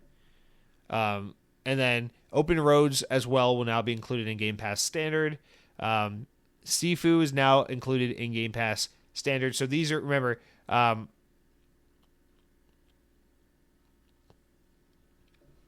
actually, Sifu's a big one. This one's coming to Xbox for the first time. This was on PlayStation, so now it's on Xbox. It's Game Pass Ultimate, Game Pass Standard, PC Game Pass. So remember, PC Standard is the one that doesn't come with all the bells and whistles. It's your new tier. Mad Streets is also coming to Cloud Console and PC for Standard and Ultimate subscribers, as well as Inscription and We Love Katamari Reroll plus Royal Reverie. Which is a new Katamari Damacy game that was announced at Tokyo Game Show. And that is available now as a day one Game Pass, PC Game Pass, and Game Pass Standard game that you can play now. So a couple of Game Pass updates there. But we're also losing a few games for Game Pass. Dyson Sphere, Everspace 2, From Space, F1 Manager, and Scorn all leave on October 15th. Scorn is a pretty game that didn't do it for me, but Everspace 2, I've been meaning to try the game for so long. I know I'll like Everspace. I just haven't gotten around to it, but it's leaving Game Pass, so maybe it was not meant to be. All right, guys, that's it for all the news. Yeah, it's not too much. I told you, everything was kind of front-loaded on the Stories of Mild Amusement, but hey, we got to keep going this week anyway, so it works out. Let's wrap up with our important enough story. I said stews. Important enough news. Stories important enough to make the podcast, but not important enough to make their own discussion. So we got, surprise, From Tokyo Game Show, the Final Fantasy Pixel Remaster Collection is available right now on Xbox.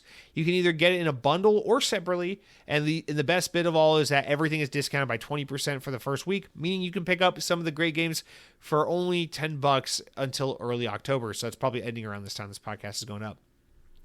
This collection is already available on Switch, PlayStation, and Steam, and mobile, and includes the first 6 games of the Final Fantasy series with updated graphics and audio.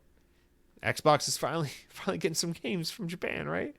And lastly, Sports Interactive has announced Football Manager 2025's release date, which will come to PC, console, Mac, and all the rest. It'll come to PC and Mac on November 26th. Why is it worded like that? The same day it arrives on Xbox. It's coming to all platforms on November 26th. Fuck it. It will also be a day one Game Pass game as well, so you can look forward to that if you want to play Football Manager 2025. Guys, that's going to do it for all of our news this week. Now we get to the best, the last, and the only section that my mother approves of. The comments, the shoutouts, the inquiries. I should really change this. It's really more like observations, anecdotes, antagonizing statements. I don't know. We don't get a lot. I've always called it questions, but it's really not questions. No one ever really writes into Xbox on with questions. No one's ever like, Jesse, think back to a time when gaming was made for children. What were some of your favorite games as a child? I'll hang myself if you don't answer.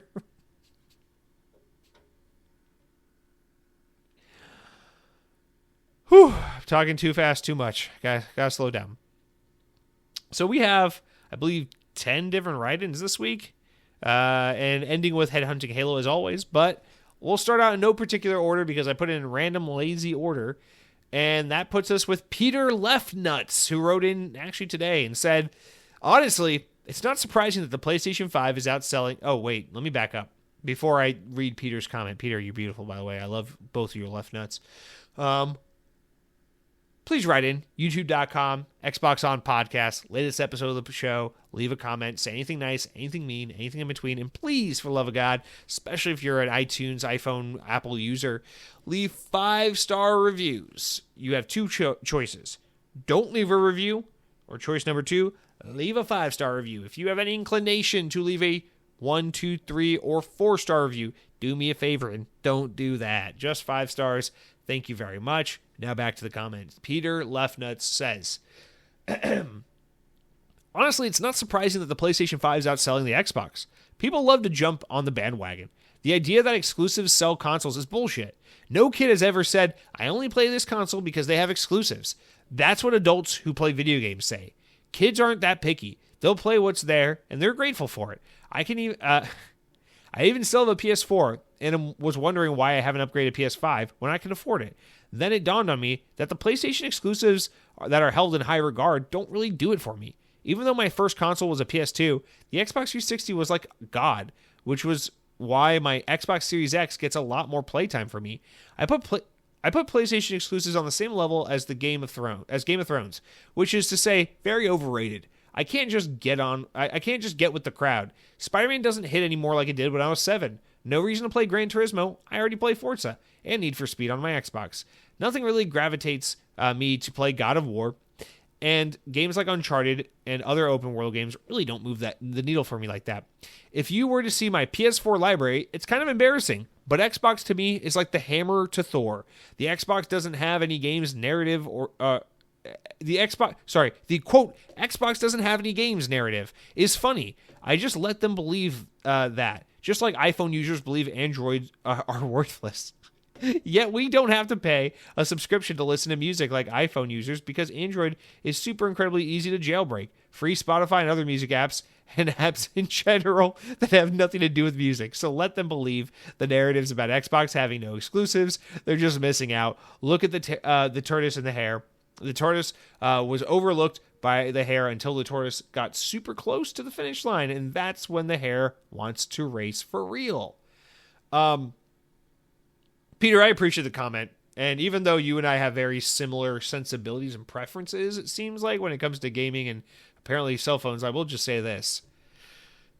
What do you have to say about a moron who uses Android over iPhone but still chooses to pay for their Spotify? Because my my Samsung is not jailbroken, and I definitely pay way too much fucking money for Spotify. And I tell my girlfriend all the time, let's get rid of Spotify. I have YouTube Premium. It has YouTube Music. I'm sure YouTube Music is just as good as Spotify, but it just doesn't have the Spotify logo, so you don't feel cool for having it. But it's functionally the same. Can we just use YouTube Music? And she says, you can do that, but I'm keeping Spotify. And I say, okay, I guess we're keeping Spotify. What was I saying? Oh yeah. I don't really know how to respond to this, Peter. I get where you're coming from with a lot of this comment, but I can't say that I agree, to be completely honest. Again, I love Xbox a lot more than PlayStation. I do love PlayStation, but I love Xbox a lot more. I like my bendy flippy Android phone a lot more than the last iPhone I had, which was eye-wateringly boring. But that being said, there's more to it than just people being bandwagony. I don't think that's the whole story. In some cases, maybe for some people, sure, but I don't think that paints the whole picture properly.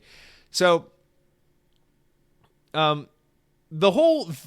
people say people only play video games or consoles or choose consoles for the exclusives, they don't mean the reason why people want PlayStation over Xbox is because PlayStation has Uncharted and Xbox doesn't. PlayStation has God of War and Xbox doesn't. It's because when you have a console exclusive and very important, and that console exclusive is a game that is a water cooler type game, everyone wants to play it, looks super good, getting great reviews, everyone's talking about how awesome this game is, but it's only available on your console, that forces people to your platform. So it's a little, yes, it kind of assumes that you're reading between the lines and understanding the whole picture when someone says exclusives are what sell the consoles. But that, at least until this current generation, was absolutely a true statement. I fully believe.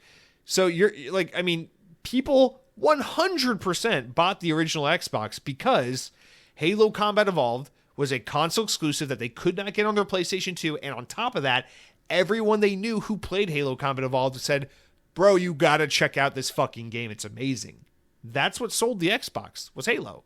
You know, why did people buy Xbox 360? Yeah, it's because PlayStation fucked up the messaging on PS3 and because PlayStation was $600 and Xbox was way cheaper and all those things, but also because Halo 3 and Gears of War and Mass Effect and all these great games that were on Xbox and BioShock and all those games were all Xbox exclusive for a long time. And those games were like games you had to go out and play if you wanted to have the respect of your peers and colleagues. But PlayStation, what did they have? Uncharted is a beloved franchise now, but in 2007 when Drake's Fortune came out, the first Uncharted, nobody gave a shit about that game. It got great reviews. PlayStation hardcore players loved it. If anything, it's funny because the first Uncharted game is a lot like, I don't know, like Quantum Break or like Gears of War 5, where it's like, you know, we as Xbox fans who played during the Xbox One generation, we know Gears of War 5 is the best Gears of War, right? Possibly. It's great. I'll say that. It's really great. We know Quantum Break is a phenomenal game, but we're the Xbox hardcore. It wasn't one of those games that reached that level of hype and that level of like talk among people. So like, it's just, most people don't know that. Now, thankfully, Uncharted was for Uncharted's sake, great, you know, for them and for Naughty Dog, you know, for their benefit, they were able to build that reputation throughout, you know, Uncharted 2 and 3 and as the series progressed. But when the first Uncharted game came out, that wasn't like lighting the world on fire. It was just reviewing well and appealing to Sony PlayStation fans. So it's tricky because there's a lot of things that play into what makes a game like click, but exclusives are absolutely historically what drive console sales. People bought the Wii because they want to try out the novel gimmick of it. They want to play Wii Sports and all that stuff. They didn't buy the Wii because it was what everyone else was buying, although maybe there was, you know, there is always some element to bandwagoning stuff. It's like, I don't know, if you're not, you got to give people slack, right? Because it's easy, and I always get facetious about like iPhone users too because I think it's funny, but it's not like a real thing. Like, it's easy to say people just buy PlayStation or people just buy iPhone because it's what everyone else has. So, you know, they're just sheep. They're just bandwagoners. It's like, well, yeah, but it's not because they're sheep or because they're bandwagoners. You got to think about it. It's like your average person just simply doesn't give a shit about taking on the personal hobby that is technology as a fandom, video games as a fandom, mobile phones as a fandom, whatever. Think about like cars, right? Most people aren't car enthusiasts, but they need a car to get to work and back, right? So it's like, just because people opt for the eye-wateringly, miserably boring Toyota Corolla, or just because everyone just defaults to iPhone, even though iPhone hasn't done anything innovative in like a million years, it's not because they're sheep or because they're dumb or because they're just bandwagoners. It's because they know iPhone is like the one all my friends have, and they love it, and it's good, and it has a good reputation. So why wouldn't I just make it easy on myself and go, iPhone? Toyota Corolla is the one that gets the good gas mileage, and as long as you do your oil changes, it will last you 400,000 miles. So why wouldn't I just buy the Toyota Corolla? PlayStation is fortunately for Sony, unfortunately for Xbox, it's just the platform that has been able to withstand enough success and time and peaks and valleys to where if you're someone who wants to play a video game, but you don't want to take on the hobby of like learning the differences between Xbox and PlayStation, which one's better, which one should I buy, and which games are better, which one has the best exclusives, it's really easy to look around and be like, gee, everyone has PlayStation. I guess I'll just make it easy on myself and go to PlayStation. And then, of course, there's the added layer that, things have changed a lot, I would say, in the past 10, 15 years, especially, ever since Apple has successfully gotten the world on board with this idea of continuity, right? We all love continuity, right? I love continuity. I wish I had a Surface phone to go with my Surface computer, to go with my Microsoft Xbox and my Windows phone and all these things, right? I want my ecosystem of Microsoft hardware and software harmonizing. And Apple's very, very effectively done that with their apps and services along with their hardware. Why wouldn't you get an Apple Watch to match your iPhone, to match your MacBook? And so there's that continuity. Video games have that as well, but it works differently. It's like your whole profile, your whole history, your achievements, your trophies, your digital downloads all exist to your PlayStation Network or Xbox account. So why would you jump ship from one to the other, when you're already nestled in and invested and dug in to the one you have? And so it's hard. There's the added layer. It's not just that, well, everyone has PlayStation, so maybe I should just make it easy on myself and get PlayStation. It's also, well, I had PlayStation last time, and it would be a pain in the ass if I had to buy this game and that game again because I switched to Xbox. I'll just stick with PlayStation. Let's get a PS5. So those are the two main factors that just make it so easy for people, because you got to understand, a lot of people, they just want to play the new Harry Potter game. Think about like games like Hogwarts Legacy are the perfect example, because a game like Hogwarts Legacy is going to attract so many people that don't give a shit about God of War versus Halo versus Uncharted versus Last of Us and all. They don't give a shit about those games. But when they find out there's this awesome new Harry Potter game and it's the bee's knees and everyone's talking about it, that person who isn't opposed to playing video games but doesn't necessarily give a shit about video games might be like, all right, time to buy a video game playing machine because I want to try that new Harry Potter game. And sure, Xbox has something going for it. They could say, hey, you can play the new Harry Potter game for only $300 with our Xbox Series S. But PlayStation has something more powerful than an affordable console. They can go, well, everyone plays PlayStation, and the commercial says PlayStation, and all your friends already have PlayStation. So if you want to play the Harry Potter game, stop being a little bitch and go buy a PlayStation. Don't think about it. You don't have to do the research. Hyundai might undercut Toyota by selling the Hyundai, what is it called? Not the Accent. What's the next one? The fucking whatever. Their Toyota Corolla competitor, right? They might sell it for cheaper and offer a better warranty. And you can, if you're a car enthusiast, you can cross shop the two cars and go, why wouldn't you go for the Kia or the Hyundai, the Forte or whatever it is, right? Because it's $4,000 cheaper than the Toyota, and it has a better warranty than the Toyota, and they're more readily available at dealerships than the Toyota, right? And they give you better incentives for financing. You can get a lower interest rate if you buy it from the dealership. So why wouldn't you get the Hyundai or the Kia over the Toyota? Well, for some people that is going to work, but for a lot of people they're going to go, I have good experience with Toyota. Everyone I know drives Toyota. I'm going to get the Toyota. So if you're a Microsoft, you got to get competitive. You got to say, well, we got a box that's $300. Well, we'll give you the first month of Game Pass for only $1. Please give us a fucking chance, please. But if you're PlayStation, go, fuck you. We'll charge $700 for our Pro machine, and we won't drop the price on our $500 core console because we don't have to. Because people are so dug in with what we've established that, like, fuck you, man. So I think that's really I feel like I'm getting a couple steps ahead of really what your write-in was getting to, but that's really the long and the short of it. As fans, we can get a little heated or in the weeds about other aspects, and don't get me wrong, there are insufferable PlayStation fans and shit like that, but there's insufferable Xbox fans out there too. Really, the only speaking from my personal perspective, the only reason I care about any of this shit. The only reason I care if someone's on iPhone versus Android is I'm just tired of being tormented for being a green bubble. I don't really care what phone you have as long as you like your phone. That's good for you. When it comes to video games, it's like I only really give a shit about how Xbox versus PlayStation's doing because I want Xbox to hang in enough that it can continue to exist so I can continue to have my Xbox. That's all I care about. PlayStation, like, that's fine. I don't care if PlayStation's the market leader for the rest of eternity. I just want Xbox to compete well enough that they can justify sticking around. So... all right, let's move off that topic. Peter Left Nuts, thank you for writing in.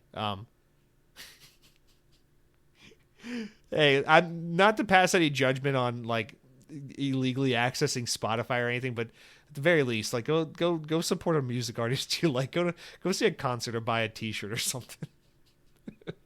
All right, Marshall Bradbury writes in.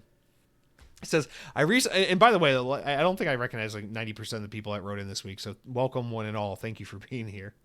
I recently bought an Xbox Series X, but I haven't played a video game since I was 10 years old, which is when I was in my prime gaming years. I stopped due to real-world responsibilities. How can I get back into being a skilled pro at gaming? I'm so rusty and washed up compared to my skills when I was 10. I used to be very skilled at Halo 3 when I was 10. I'm worried I might be out of touch if I played again. How can I get back into Halo and the franchise? Well, I take back what I said. Someone actually wrote in with a question. Holy hell. Crazy. Usually people are like, "Hi, Jesse, I have a lump on my penis. Ha ha ha, silly me. Fuck you, bye." I'm like, is this the kind of audience I've cultivated? What the fuck is wrong with me? But yeah, thank you for writing in, Marshall Bradbury. Yeah, man, I mean, not to oversimplify your question, but go to Game Pass, download Halo the Master Chief Collection, play Halo.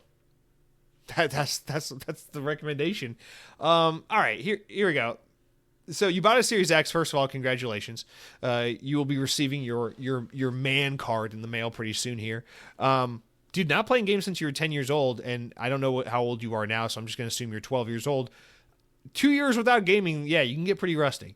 But no, joking aside, yeah, I mean, the only thing you can do is get back into it, man. Like, I played Call of Duty religiously when I was in, like, middle school and freshman year of high school and shit. And then I mostly fell off throughout my later high school years and all throughout college. I just didn't play Call of Duty.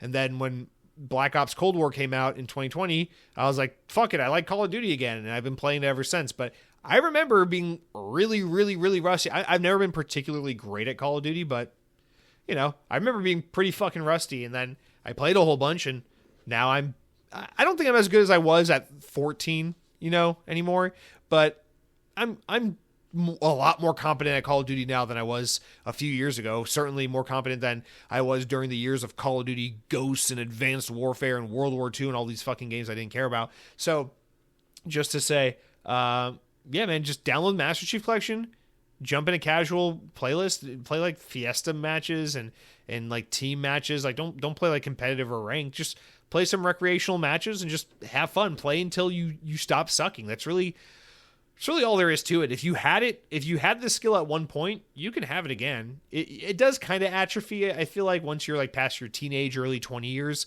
your gaming skills definitely atrophy a bit. But like, you can always be competent. You just got to get back into it. If you were good at one point, you can be good again. So I just say jump back in. Yeah, I would say Master Chief Collection, just because there's more like fun shit to fuck around in. You could do Halo Infinite, but I feel like Halo Infinite is just a little bit more competitive feeling. Like, that's like the only bad thing from Halo 5 that it carries over, is it just feels just a little sweaty. Maybe it's the skill-based matchmaking, I'm not sure, but yeah, I would definitely just go play some old Halo 3, relive those glory days. I feel like Halo 4, by the way, I will say, Halo 4 I feel like is a really good pick up and play Halo game. I feel like it doesn't get enough credit for being the easiest Halo to just pick up and just kind of have fun with.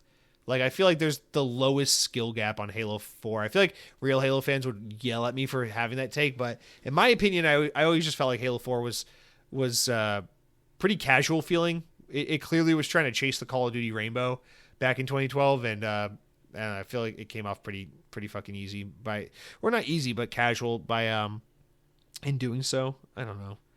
But welcome back to gaming, man. Let me know if you have any questions or need any recommendations for games or anything. It's good to have you back, man. Hopefully you're able to find a better balance in life that allows you to continue to enjoy games. Happy to have you along. So thank you for writing in. Connor Dukes writes in and says, what is one video game, show, or movie that you thought was going to be great because you played it as a kid, but had to stop watching because it was garbage? Mine's Scott Pilgrim Takes Off. I thought it was going to be great because the 2010 game was fire, but it was too much zesty and fruity scenes, and I was unprepared and uncomfortable. Okay. A video game, movie, or TV show that you thought was going to be great because you played the game as a kid, but had to stop watching because it was garbage. So, I mean, I feel like this is kind of an easy question, right? Because most video game shows and movies are fucking terrible, right? So, I don't know about had to stop watching, though. So I'm trying to think, what's an example of one where I had to stop watching? The problem is most video game TV shows and movies I haven't watched at all. So I can't stop watching it if I haven't even watched it in the first place, right? So I saw, like, more recent ones. Like, I saw Mario. I saw the Sonic movies. So I actually watched those. I didn't stop watching them. I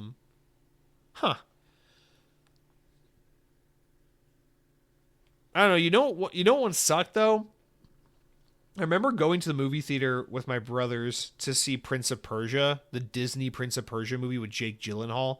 When it came out, what was that, 2010-ish? Somewhere around that? Was it? Yeah, I think it was like 2010. Maybe it was 2013, somewhere in that range. And I remember that movie being so fucking bad that I kept closing my eyes and just like, I can't fall asleep because I'm too young to be that kind of guy that falls asleep during a movie. But like, I don't want to be here. This is boring. And I remember walking out of that movie, and it was like I never went inside the theater. I just didn't remember any of it. It was like such a forgettable, boring movie. I could not remember anything that happened in the movie. So that's definitely one. Prince of Persia, that movie fucking sucked. I don't know, man. I didn't really watch any of the Tomb Raider movies. I like the old I actually like all the Mortal Kombat movies. The old ones were good, and the new one I thought was pretty good. I never watched Doom. I don't know, man. It's a hard question to answer. But I will say, to your point, Scott Pilgrim, dude, I fucking love Scott Pilgrim. Now, you're talking about the new Netflix show, right? Scott Pilgrim Takes Off. I was so disappointed by that show. I watched the first episode, and I was like, this is pretty fucking good. I'm really looking forward to this because I never read the manga, and I have played the game, but I never read the manga. But the Scott Pilgrim movie, like the live action movie, I love that movie. That movie's fucking great. I love that movie so much. So I was really excited for Scott Pilgrim Takes Off because I love the movie, I love the game, I love Anna Monoguchi, and they were doing the music for the show.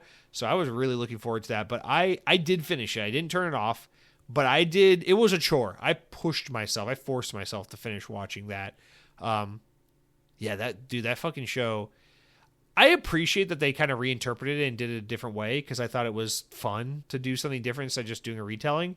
But the retelling they chose to do, I didn't feel like worked. It didn't do it for me. So, yeah, I'm more or less not a fan of that show as well. Not because it was too fruity or zesty, just because I just found it generally kind of boring.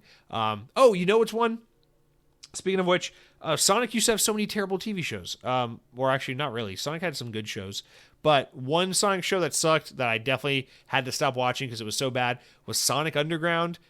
Dude, Sonic Underground sucks. It's from the 90s. It's that Sonic show where he has a green brother and a pink sister. And it has that intro song that's really catchy but also really stupid. I'll play it at the end of the show so you guys can hear it. But dude, it's like about this mom who has to leave her children behind, and they swear that they'll form a band and save their mother one day. Dude, that's some fucking 90s. See, not everything in the 90s was great. 90s had some stupid shit too. Sonic Underground, pretty fucking stupid. Sonic and his green brother and pink sister had to form a band to save their mother. Dude, the lyrics of the opening theme song is, they made a vow their mother would be found Sonic Underground. That is literally the lyrics. We're going to play. That's how we're going to close out the show today, is with the Sonic Underground theme song. Holy fuck, that song sucks. The song's really catchy. Song sucks though, and the show's even worse. Yeah, and those old Zelda and Mario cartoons from back in the day. Holy shit! I have a couple of DVDs with those shows on it. Those are terrible. So there you go. All right, thank you for writing, Connor Dukes. Tim Doyle wrote in and says, "Hey, am I the only one that's very cheap when it comes to paying for a subscription service on a console? When it comes to PlayStation Plus or Game Pass, I personally pay once every month because I want to feel my purchases. Having to pay money just to go online and play with my friends, it's kind of a scam to me, and I don't understand people that pay for the whole year instead of the whole month. And for this reason is because if you're not on the console every day and you pay a yearly subscription, then that's money. It's money down the drain for the days you're not on it. I'm so cheap. I wish there was a way where you could just pay hourly for Game Pass and PlayStation Plus. So if you're on a console for 8 hours, you can pay for PlayStation Plus or for Game Pass tier, and that has hours you want to have in on for. And am I the only one that uses Game Pass Ultimate as a center for trying out games? I treat it like I'm trying out shoes. If I like a game, I'll spend $70 and I'll buy it. And if I don't, I'll just delete it later in savings for me. And asking for a refund from purchasing a game I thought would be great. Tim Doyle, that's fine. It's good to be frugal and to be conservative with your money. It's tough out there. The kind of like whether it's just to make ends meet or just to be a money savvy individual in any circumstance, regardless of where you come from. It's just smart to be smart about your money. So there's nothing weird about that or anything. Not that you're saying you're weird. I guess you're saying, am I the only one? I'm sure there are other people like you, and honestly, more people could benefit by having that kind of mentality you bring to the table. But here's the thing is, the plain and short of it is the reason why you pay money to play games online is because Xbox said we can charge for this, and they did it, and they got away with it. And PlayStation said if they can do it, we can do it, and then they got away with it, and we let them. That's why it's free to play games online on PC, and it costs money on Xbox and PlayStation. That's really the long and short of it. And PlayStation got a little competitive by being like, oh, we'll get freebies to justify doing it because we used to be free and now we're going to charge like Xbox. And Xbox said, well, now we have to match those freebies in order to remain competitive. And then eventually Game Pass happened, and now it's where it's at today, where everything's just kind of amped up to 11. But, they don't want you to be able to pay per hour, and they don't want you to pay per month. That's why they give you the financial incentive of saving a little bit of money by buying a year in advance. Not with Game Pass. I know Game Pass doesn't have savings, but like Xbox Live, it used to be cheaper to buy a 12-month subscription than a 1 or 3 month subscription, because they want you to subscribe in bulk and forget about it, because they want you to pay that money. They want that guaranteed subscription-based income, that just stream of revenue coming month after month from millions of users. And then on top of that, they want you to feel compelled to then use their platform because you paid money for the box, and then you're paying money monthly to be subscribed to it. And then they want you to pay more money by downloading games off their digital storefront and buying microtransactions and DLC. And the whole idea is to keep you closed up in their ecosystem, spending money on their platform. And so that's the long and the short of it. They could get away with it. They did get away with it, and they want to keep you trapped. So that's why they don't offer to let you, oh yeah, you can pay $6 from a month of occasional streaming because we tallied up the hours spent using the service. No, it doesn't benefit them enough, and they don't have to do that. So they're not going to do that. That's really all there is to it. But I don't think there's any problem with that. Honestly, I'll be completely honest with you, Tim Doyle. I have flirted time and time again with the idea of not having Game Pass and just buying my games a la carte, because honestly, I just prefer that method. The thing that keeps me on Game Pass isn't the day one Game Pass releases. If all Game Pass was just Xbox first party content, no third party content, I would actually not be a Game Pass subscriber, if I'm being honest. I would gladly pay $70 for Avowed, $70 for Indiana Jones, $70 for Call of Duty Black Ops 6 easily, and then just not have Game Pass, as opposed to paying $20 a month and having indefinite access to all first-party content. The reason I stay subscribed to Game Pass is because originally, because I love the discoverability. I feel like I get to try out and learn so many games. I don't talk about every game I play on the show. I love to just test shit out on Game Pass and be like, maybe I like this, maybe I like that. I mean, that's how I found out about Yakuza. That's how I ended up loving that series, is because it's a game I would have never purchased, but because of Game Pass, discoverability. The other reason I like having Game Pass, especially, Ultimate in particular, is because in the past year or so, I've really become a huge fan of cloud streaming. I use my Logitech G Cloud extensively. I pretty much played all of Akimbot on that thing. I've been playing Marvel Midnight Suns on it. And I love streaming. I love streaming my Xbox to my device, and I love streaming Game Pass to my device through the Logitech G Cloud, and I'm a huge fan of that feature. And you got to be a Game Pass subscriber to get game streaming. So between that and the discoverability of new indie games or third-party games I otherwise wouldn't try, I love Game Pass. But yeah, if Game Pass was just day one Xbox published games only, I'll buy Doom: The Dark Ages a la carte. I'll buy everything a la carte. I don't fucking need to pay $20 a month. I need fewer subscriptions. It stresses me out. I feel way more excited about a game. And I'll be honest, this is one of the things I really hate about Game Pass. I'm not a huge Game Pass fan. I understand the value. I understand the excitement it brings to the community. It's great for me as an Xbox fan and user to have that. But I really do wish Game Pass never happened and that Xbox tried to double, triple down on their old vision and just wait out the storm, because I think a world where Game Pass never existed makes it more possible for Xbox to make a huge comeback and be competitive with all the first-party content they have nowadays and no Game Pass. Think about they have like Avowed and Starfield and Sea of Thieves and Call of Duty Black Ops 6 and Indiana Jones and all these games. They're not coming to PlayStation. You cannot get them for $1 a month or for $15 a month or whatever through Game Pass. You have to buy the game for $70 a la carte only on Xbox. I feel like that would be a pretty fucking good way to get people to buy some Xboxes and hop in this platform and make PlayStation, sweat a little bit. It probably wouldn't fuck PlayStation, but it would definitely create some competition. So that's what I wish, is that the future of Xbox was buy your games a la carte, exclusive games only on Xbox. Basically what Sony does, but with Xbox games. I wish we were still in that reality.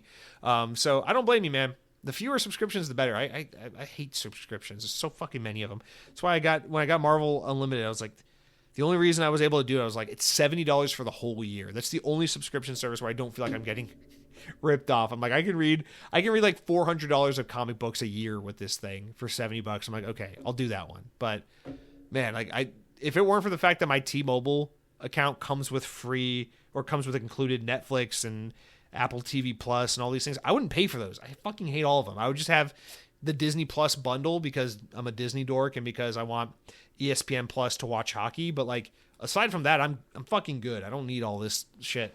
But anyway, thank you for writing in, Tim Doyle. Do what works for you, man. Whatever, man. So be good, be cheap, take care of your money, and prosper, dude.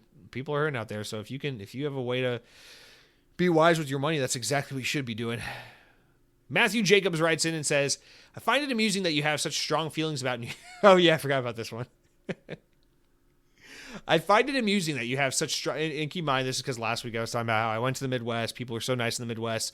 I hate Northeasterners. I hate fucking New Jersey and New York, and they've ruined Florida, and they're so annoying, and they suck at driving because they do suck at driving, and they're loud as shit, and because they are loud as shit, because Italian Americans are objectively the worst, and my last name is DeRosa, so I can get away with saying that. Fuck you, it's not racist. And all the rest. New York pizza, not that special. Calm down, guys. All right. That's catch you up to speed. That's what I said last week. I still believe it. Stand by it. I'm also just being silly, so calm down. But Matthew writes in and says, I find it amusing that you have such strong feelings about New Yorkers. Even without saying a word, people are bothered and feel a way. It's a testament to our coolness. If you weren't bothered by New Yorkers, you you wouldn't have said anything. Your insecurity was evident in that rant, and I couldn't help but laugh. I love insecure people because they hate those who brag and boast. How does the traffic affect... Oh, sorry. How's the traffic... Freudian slip. How does that affect... I'm talking to a New Yorker, so I'm thinking about how bad they are driving. How does that affect your daily life? You're basically painting the Midwest as a place of overly nice people, similar to how some people admire humble celebrities saying things like, he doesn't have to flaunt his wealth like others, and hate celebrities who brag and boast, using phrases like, he thinks he's all that and he's because he's rich, or you can't take that... You can't take that money with you when you die. I don't even need to say anything about your state, as being from the South, you might struggle to comprehend my fast-paced city lifestyle. I might need to speak slowly for you to understand. Keep coping, Jesse. So first of all, Matthew, thank you for writing in. I don't know if you're actually listening to the podcast. Maybe you stopped listening because of my insults hurled towards New Yorkers. So in the off chance you are listening, thank you for writing in. Fun fact, all my family is from the Northeast, unfortunately. And my mom, I think, actually wrote in because, Matthew, aside from you, my mom was the only other person who was irked by my comments about people from the North. Because to me, it's all the fucking same. Listen, people in the West Coast and the North, they don't know the South. They think the fucking Alabama and the Georgia and the fucking Tennessee and the Florida, they think it's all the same. They think it's just gators and rednecks, right? That's how I think about you Northerners. I can't tell the difference, but here's my mom saying, Connecticut is not New York or New Jersey. People in Connecticut are awesome. People in the South are like to gossip and bicker. Kentucky is not the Midwest. It is hell. What the fuck is this? All right, here's the thing. Everyone's getting too defensive of where they're from. Who gives a shit? First of all, where you're from, territory-wise, in the U.S., it's very similar to like race and culture, right? We don't let these things define us. You're an individual first, and everything else second. This is kind of what's like cringy about like the fucking like Hug an Asian month and gay month and stuff. It's like it's one thing to kind of like celebrate people for what makes them unique and highlight people who are, you know, from disadvantaged backgrounds or whatever, minority groups, and be like, hey, you matter and you're cool. It's like, all right, that sentiment's pretty cool. I can get behind that. Yeah, fucking pride flag because gay people matter too. But then like we ruin it by being like, all right, let's we got like this weird form of like modern social politics where it's like, let's try and subdivide people. Let's tell black people that to think we're different from white people and we need to have different cultures. It's like, no, because you're not like a white person first or a gay person first or a black person first. You're like a fucking human being. You're like an individual with like your own personality and thoughts and opinions and preferences. And yeah, unfortunately, your skin color and the place you're born can have a lot of influence on who you become because the world tells you who you are based on what you look like and where you're from. But you can be whoever the fuck you want to be as a human being. For example, I'm from Georgia, but I don't even think my sister's attractive. Like, I have 5 of them, and I don't think any of them are attractive. And you might say, well, 5 sisters, so that's very redneck. No, it's fucking Mormon, actually, idiot. So, fuck you, first of all. Yeah, I don't actually hate, like, if I meet a person and they're like, I'm from New Jersey. First of all, let me be very clear. My hate for New York and New Jersey is up there. But to all the New Yorkers, I hate the people from New Jersey way more than the New Yorkers. New Jersey is absolutely worse than New York, first of all. Okay, so let's get that on the open. Second of all, I don't actually fucking hate you if you're from some other place, and I don't actually feel like, I don't know, like I meet people from New Jersey and New York every fucking day because you're all here in Florida. And guess what? Most of you guys are pretty fucking normal, nice people. I don't care.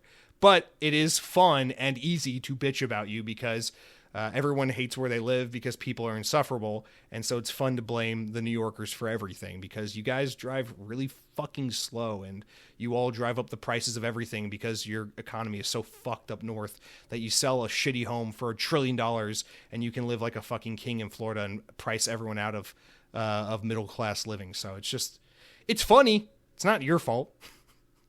It just is what it is. But I don't hate New Yorkers. All my family's from like Connecticut, New York. I don't know. I think my dad has people from fucking Philly somewhere on his dad's side. I don't know, dude. Listen, I'm only gonna rag on people who have a lot of similarities to me. Okay, my family, my dad's side are like Italian New Yorkers, scum of the earth. They're a bunch of hairy fucking motherfuckers. They yell, they shout. They go on about Capicola and Gabagola and on the fucking pizzas. I don't care about any of that shit. You guys are stupid, man. You ever just think about shutting up? About not being Italian? Ever think about that? All right, Matthew Jacobs, I hope you can find it in your heart to forgive me. I'm sorry if I greatly offended you. And I didn't mean to jerk off all the fucking Midwesterners so much by saying people in Missouri were nice to me. They were better drivers, though. All right. Cronky writes in, speaking of one of my 5 sisters, it says, I'm bombing the comments this week. I keep trying to stop, but then you say something, I got to respond to it. So, oh my God. I agree so much with your take on consoles and PC being for different markets. The PC is for people with a much more who are much more focused and hardcore in their approach to gaming. I am a tired person who works all day and wants to relax. Generally, if I'm playing an Xbox these days, it's something chill and casual, and my wife is hanging out with me on her phone or something, and it's casual and fun and communal as an experience. On the PC, it's like headphones on, focused on the game, way too intense. It's like comparing going to on a Sunday drive versus NASCAR. Leave me alone. Let me enjoy my life. Stop making gaming so hardcore with you Twitch wannabes. I think the Sunday drive versus NASCAR is the perfect example, actually, Cronky. It's kind of poetic. It's really all it is. And it's not to say that there's anything wrong with PC gaming. It's not to say that you can't game casually on PC. It's just the setup and the environment for doing so. It's just not as appealing. I don't know, man. It's like it's kind of like, with all due respect, going back up to Peter Leftnuts, it's kind of like the stupid iPhone. You can just buy an Android and jailbreak it and get all your apps for free. It's like, yeah, you can. You're right. But like, that's for like a really specific audience that wants to go through all those hoops. Most people are like, I'll pay the $10 a month. Leave me alone. Let me have an iPhone. So it's like, it's just the same thing. It's cool that you can be one or the other or something else. I don't fucking know. Do what works for you, man. New Yorkers don't understand this, but I'm always telling people, just be yourself. Doesn't matter. Don't let anything define you. Don't let anything limit you. Just be your fucking self. I used to be a Windows Phone fan, and then Microsoft took that away from me, and now I'm a shell of a human being. So I'm just being myself. I'm being what's left of me. I don't know. That's silly. Cronky also says, I'm certain the interview with the Krafton CEO, where he's talking about how he doesn't mind games not being profitable as long as they recoup the cost, because he accepts the risk of the industry. Well, I love this guy. I'm sure this is all PR, but this is exactly the mindset of the less than AAA side of the industry. And it's why games will continue to be fun. Well, yeah, first of all, when you're in a situation where all you can do is grow because you're nobody and you need to make a name for yourself, and you have smaller budget games with lower risk as a result of, being lower budget, then yeah, you can afford to say things like that. But when you have Microsoft level of investors eyeing you and you have the kind of pressure they have to perform, you can't have these little like, oh, it's cute, it didn't make all that much money, but we're proud of it kind of thing. You have to have Call of Duty, it's making crack money in order to satiate investors. So it's just different companies of different scales that have different expectations. But I agree with you. The problem with Xbox and having to get rid of a team like Tango in the first place is that Microsoft is simply too fucking big and they need to be broken up, and they need to not be fucking allowed to buy companies like Activision. But because we live in a world where we cheered from the sidelines for mass consolidation, we have to live with the consequences of that decision. But yeah, obviously companies are always at their best when they're a little more young and a little more nimble and a little more hungry. That's when you get them at their best. That's when you get like the most passionate shit. That's when you get the most fun shit. That's when you get the most creative, risk-taking shit. And it's always been true, always will be. But yeah, it's good that Tango are clearly in the hands of a publisher that are in a place where they can mutually benefit from each other, right? Like Tango needs a publisher to fund them, and Krafton needs developers that are going to make bold, risky, new, exciting games. And hopefully there can be a really good, beneficial relationship between the two now.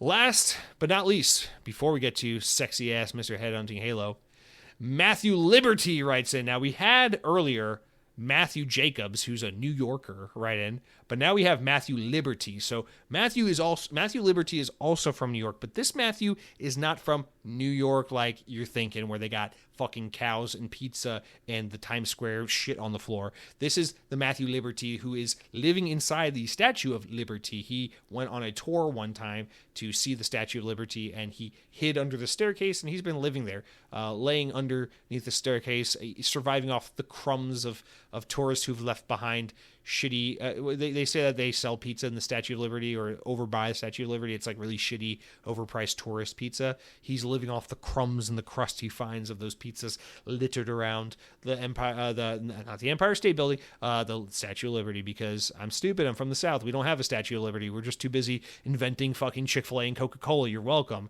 While you guys are fucking taking gifts from the French. Stinky, fucking smelly French people giving you gifts of half-naked women holding up a torch, and I'm over here like, don't need a torch, I got electricity, because I'm not a fucking New Yorker. So sorry, we're just inventing the goddamn future with Coca-Cola over here. Anyway, Matthew says, hey, I'm 28 and currently unemployed. Still living with my mother. Xbox, here's another one of those comments where I'm like, I can't tell if you're being serious or not. Xbox has been a great way to escape reality. Even though I slept on an air mattress, I'm now an adult and make my own rules in the house. My mom can't boss me around anymore. I even make her take out the trash. I also put my name on the orange juice so she knows not to touch it. The cool thing about her is she pays for the Game Pass Ultimate on my Series X, so I get to play day one games. What games help you forget about your personal problems? I've been really into Cyberpunk and Starfield lately. They're so captivating. They take me to another world and they make me forget about my personal life. This is a great, dude, this is all I ever wanted on this podcast was for people to write in with genuine questions. And this is a great, genuine question. It's fun. It's engaging. I'm sure the audience might like to pontificate and think about the games that they would answer this question to. But in traditional Xbox On fashion, we can't just have a simple question and answer. No, because you had to start with, I'm 28 and unemployed. I live at my mom's house, but I'm in charge. She pays the bills and I play the games. Fucking Matthew Liberty. I told you he's unemployed and living with his mom. His mom is the Statue of Liberty and he lives inside her. Wish I didn't say that, Matthew. All right, we're going to move on. So to answer your question, answer the serious part of your write-in. I'll be honest with you. I know people always say like video games, movies, like entertainment, it's escapism.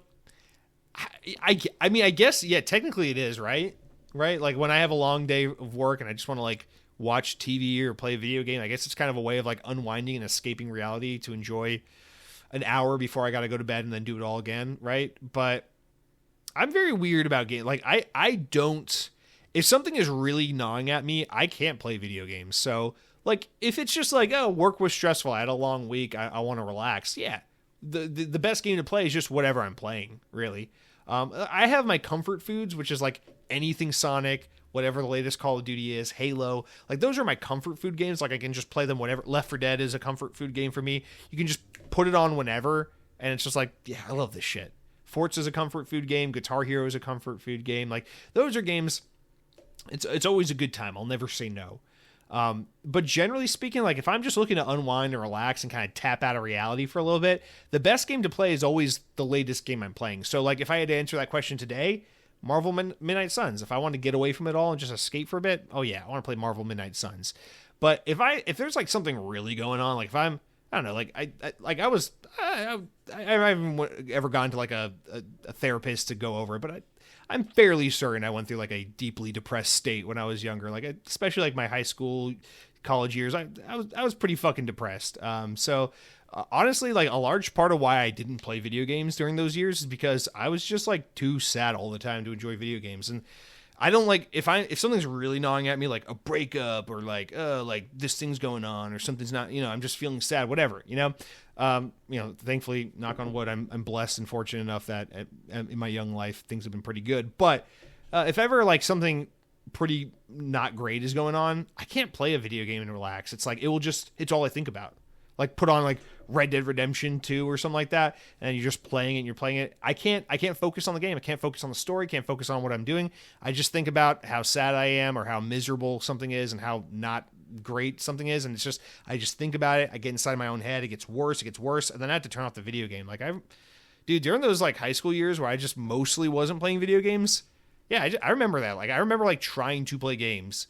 You play for like 15, 20 minutes and you're like, this sucks. And then you turn it off and you're like, I'm going to go for a drive because a drive is way more like therapeutic right now than trying to escape into a video game.